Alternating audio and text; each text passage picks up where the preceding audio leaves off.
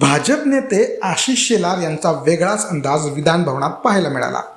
अगोदर शेलार भाई जगताप यांच्या पाया पडताना दिसले. त्यानंतर त्यांनी गळाभेट घेत पाठीवर थाप देखील मिळवली.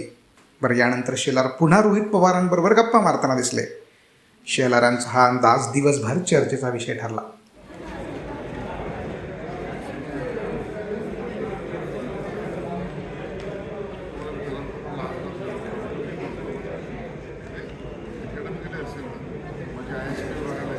दोन